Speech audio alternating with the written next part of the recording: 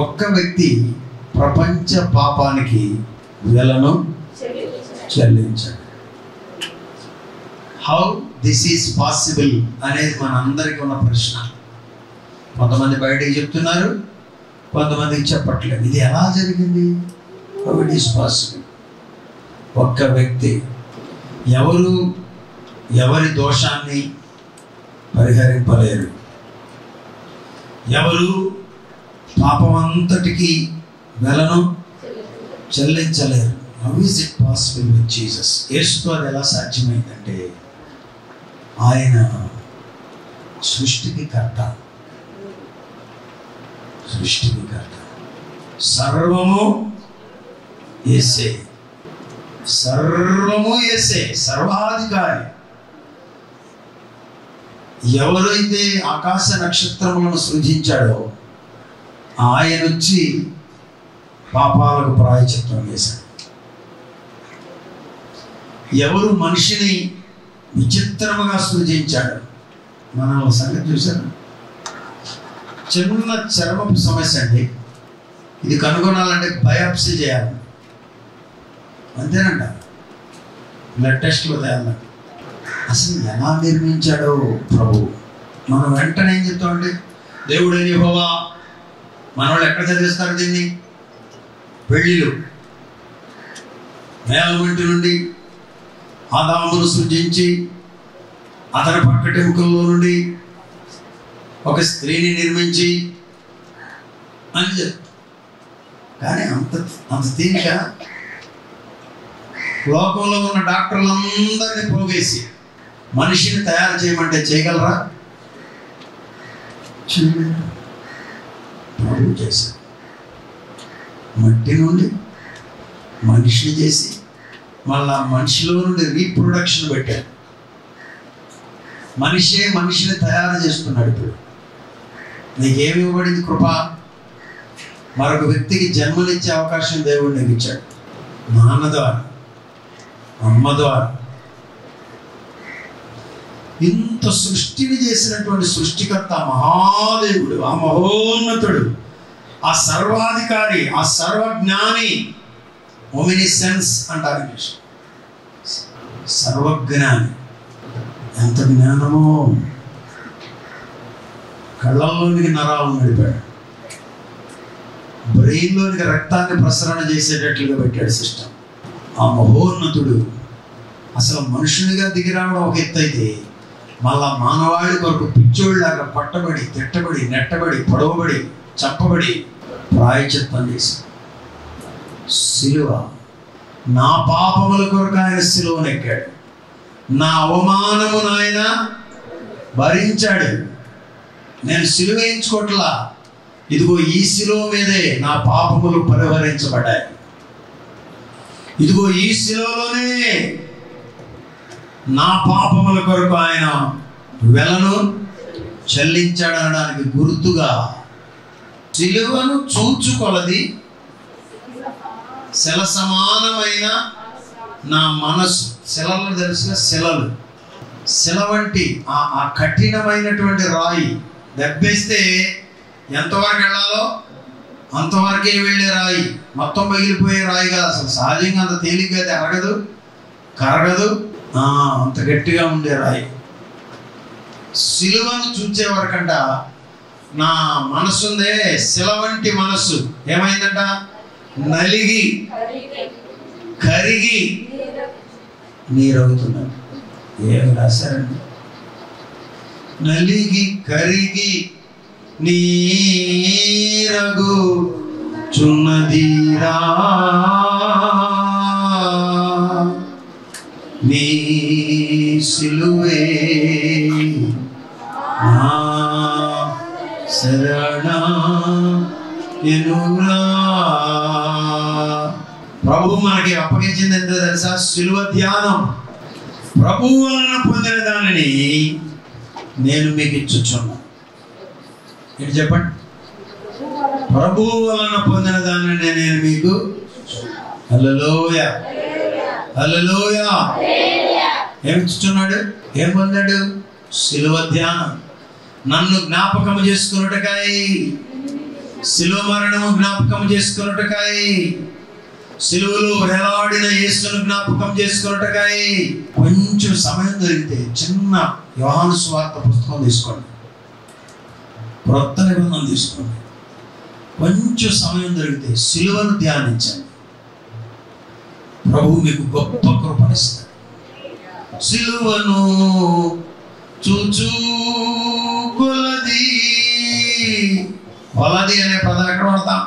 త్రవే, లోనకి త్రవాలంట. నువ్వు లోనకి త్రవి అక్కడేయాలంట పునాది. లోతుగా త్రవి సిలువను చూచే కొలది నీ గుండె ఏమైపోతుంది? అరిగిపోవాలి. ఈ గుడ్ ఫ్రైడే సందర్భంగా, ఈ గుడ్ ఫ్రైడేలో మీరు చేయాల్సిన పని ఏంటంటే మీ ప్రధానమైన శత్రువును క్షమించాలి.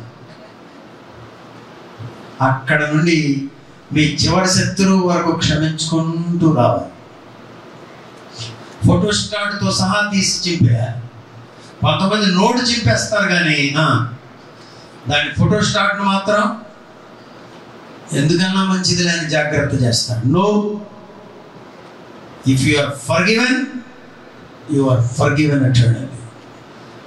If God forgives you, he forgets eternally. ప్రభువు నిన్ను క్షమిస్తే దానిని మర్చిపోతాడు. క్షమించగలవా నీవు?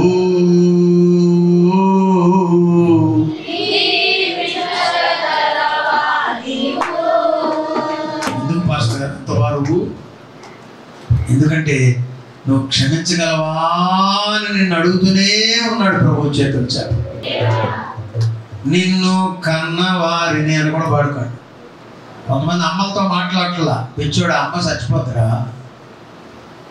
ఆ తర్వాత మాట్లాడాలంటే ఉండదు నాన్న, అవకాశం ఉండదు. అమ్మ పెద్దదైపోయి ప్రభు దగ్గరికి వెళ్ళిపోద్ది. That day you cannot see him. నాన్నతో మాట్లాడే అవకాశం ఎల్లకాలం ఉండదు నాన్న.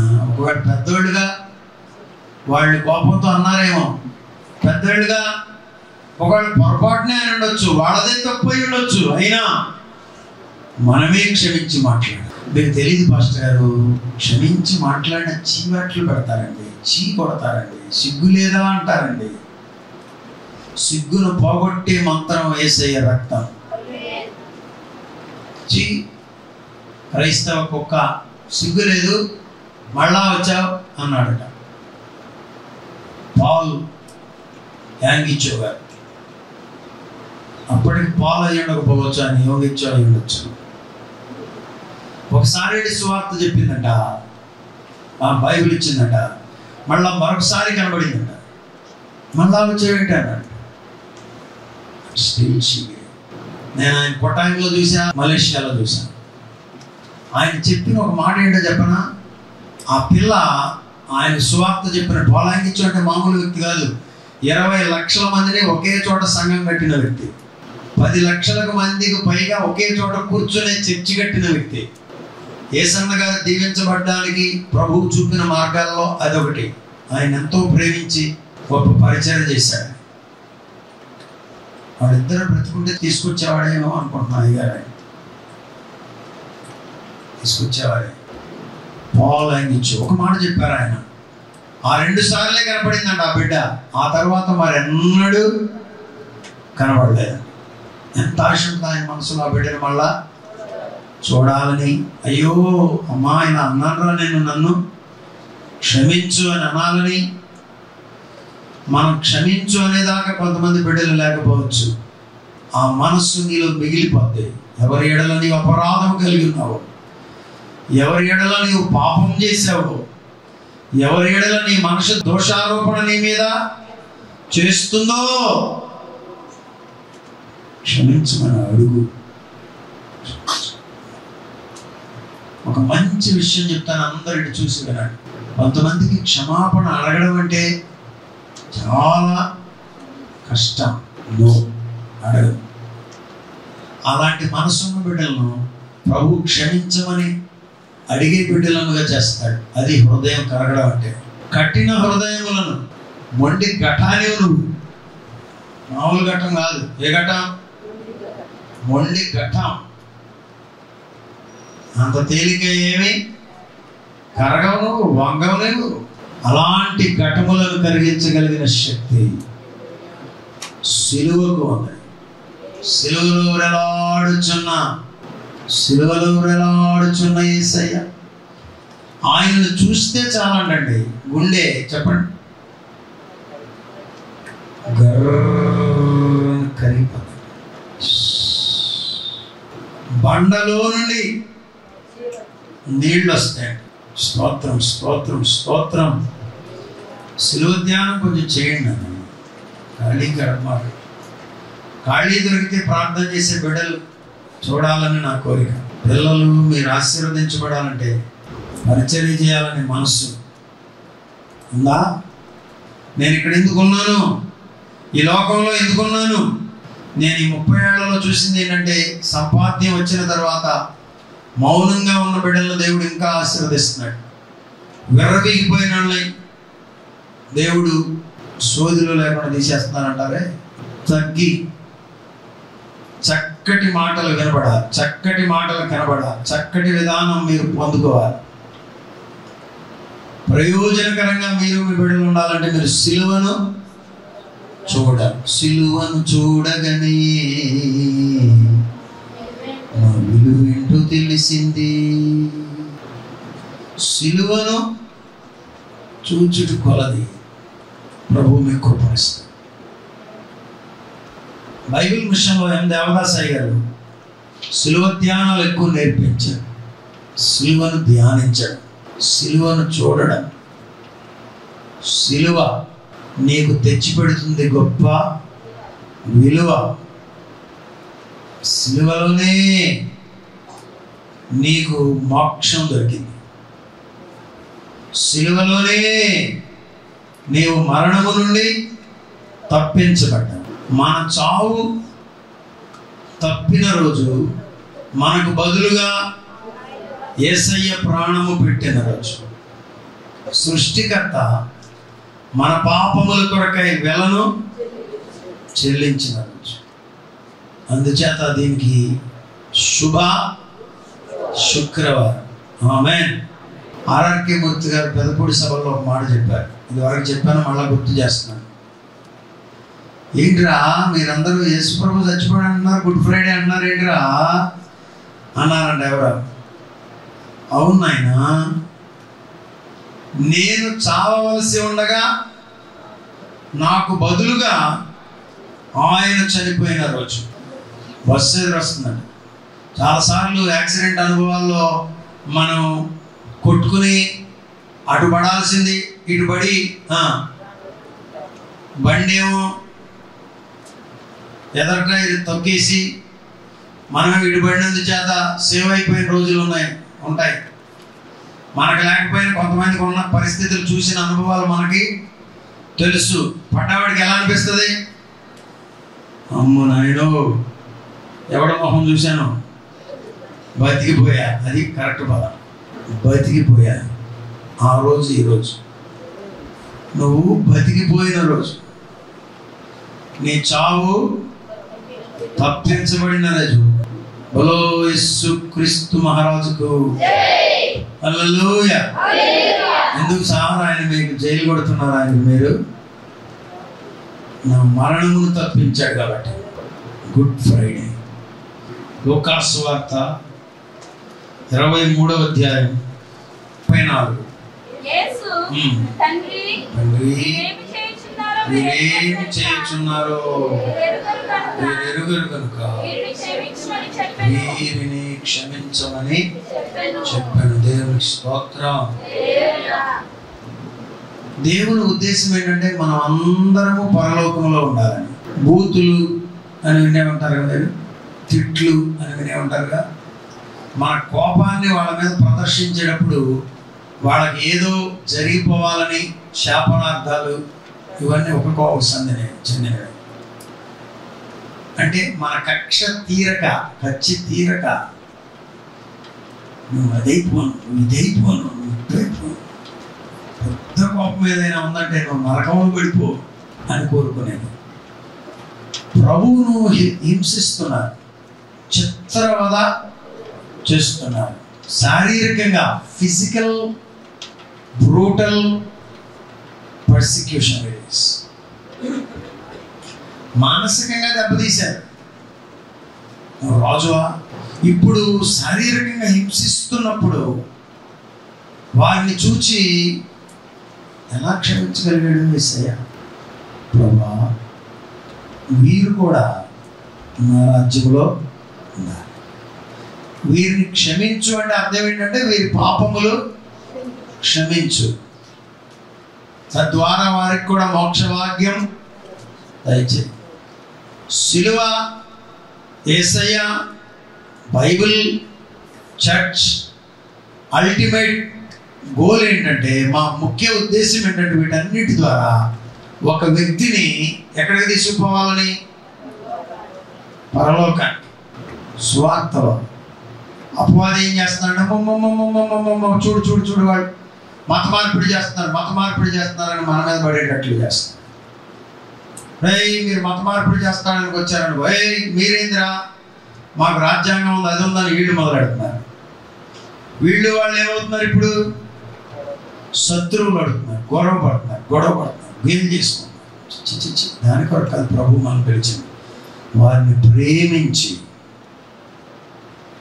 వారిని కూడా నిత్య జీవానికి, మోక్ష భాగ్యానికి, పరలోక రాజ్యానికి నడపాలనేది ప్రభు చెప్తాం. ఈ మధ్యాహ్నం శత్రు సమాజంగా కనబడుతున్న గుంపు ఏదైతే ఉందో వారిని క్షమించే కృప దేవుడు మనకు దయచేయను గాక. కారణం ఏంటో చెప్పండి? తండ్రి, మీరేమి చేయించున్నారో మీరు ఎరుగరు కనుక వాళ్ళకి తెలియదు. కొన్నిసార్లు మీరు వినే పదం ఏంటంటే, ఏదో చిన్నపిల్లలని తెలిసి కొన్ని తప్పులు చేస్తారు. విన్నారు ఎప్పుడన్నా? ఏదో చిన్నపిల్లలండి తెలిసి తెలియక కొన్ని తప్పులు చేస్తారన్నా అనుకో. పక్కోళ్ళు చిన్నపిల్లడాడు, గాడి తెలియ పెరిగితే చిన్నపిల్లడు ఏంటి? ఆడు చిన్నపిల్లడా? నువ్వు చిన్నపిల్లడు కదా. కానీ మన తండ్రి మనల్ని ఎలా చూస్తున్నాడు తెలుసా?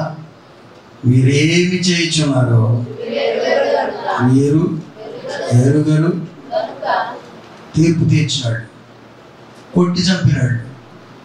వారు ఏమి చేశారో వాస్తవంగా వారికి తెలియదు. వారు భారతదేశంలో ఉద్యమాన్ని తీసుకుని రాబడడానికి వాడబడుతున్నారు. భారతదేశంలో దేవుని పని జరగడానికి దేవుడు వారిని సాధనాలుగా వాడుకుంటున్నాడు. తెలుసా వారికి? అది జయించాం, తప్పించాం, ఒప్పించాం, చూపించాం అనుకుంటున్నారు.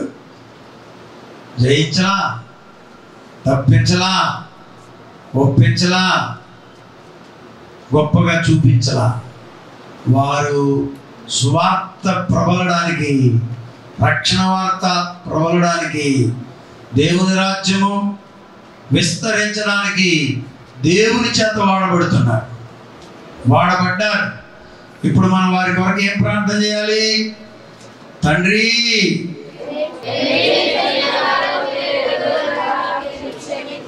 వారు ఎరుగురు, అక్కడ పెడదాం. నేను ఎరుగుదురా? మనం ఎరుగుదామా? తెలుసా నీకేం జరుగుతుందో? Do you have an understanding, deep understanding? పరిచర్యలో లోతుగా నీవు ఆలోచన చేసి ఏం జరుగుతుందో గుర్తించగలుగుతున్నావా? ఎత్తులకు పై ఎత్తులేసే నీవు పరిచర్య విషయంలో గ్రహణం నీకుందా? ఉండాలి. ఉన్నప్పుడే నువ్వు కూడా ఈ మాట చెప్పగలుగుతావు. తండ్రి, మీరేమి చేయించున్నారో మీరు ఎరుగరు కనుక. ఎట్లా అంటాడు పిల్లడు? కంట్లో పడుచుకుంటుంది అమ్మకి. అంటారు. బాగా ఇస్తే ఒక దెబ్బేస్తాడు. ఏమన్నారు, ఏం లోపంటాయి అంతేనా? తీసుకెళ్ళిపోయి ఎక్కడన్నా చెత్తపొట్లో బాగా చేస్తారు, పేరు పిసికేసి. చెప్పట్లేదు మీరు? అదే ఎందుకని? వాడు ఏం చేస్తున్నాడో వాడికి తెలియదు. ఏం చేస్తుంది దాని కొరకు? పెద్ద మనసుతో వాడిని క్షమించి, తప్పు నాన్న, కంట్లో పొడవకూడదమ్మా, మా అమ్మ కంట్లో పొడవకూడదే నాన్న. సిలువలో ప్రభువైన యేసుక్రీస్తు వారు పలికిన మాటల్లో మొట్టమొదటి మాట, తండ్రి వీరు వారు క్షమించబడితే ఏమవుతారో చెప్పండి? వారు నిత్య జీవంలో ఉంటారు. వారు క్షమించబడితే మోక్ష భాగ్యాన్ని పొందుతారు. యేసయ్యను సిలువ వేసిన వాళ్ళు ఎంతమంది పరలోకానికి వారు నాకు తెలియదు. ఒకవేళ ఉంటే మనం వెళ్ళినప్పుడు మధ్యాకాశానికి వారిని చూడబోతున్నాం. హల్లెలూయా. సిలువ ధ్యానం, సిలువ యొక్క విలువ, సిలువను ధ్యానించడం. మీరు సిలువ వేసుకున్నా నాకు ఇబ్బంది ఏం లేదు. ఇంటి దగ్గర సిలువ గుర్తుపెట్టుకున్నారు. జర్మనీ వాళ్ళు యేసుపాదం గారు చెప్పారు కదా, మీకు బలమైన గుర్తు క్రాస్. ఎక్కడ పాపానికి ఇంటూ పెట్టబడిందో అదే క్రాస్. సిలువను ధ్యానించండి, సిలువలో లోతులకు వెళ్ళండి, సిలువను మొయ్యండి. సిలువను మొయ్యడం అంటే న్యాయాన్ని కోల్పోవడం. న్యాయం జరగాలని కోరుకుంటాం, మంచిదే, కానీ న్యాయం జరగకపోతే మీరేమీ కంగారు పడకండి. అనేక చోట్ల నీవు న్యాయాన్ని కోల్పోతావు. గుర్తుంచుకొని ప్రభు కూడా న్యాయాన్ని కోల్పోయాడు. హల్లెలూయా. ఒక చిన్న విషయం ఏదో చెప్తాను, అందరూ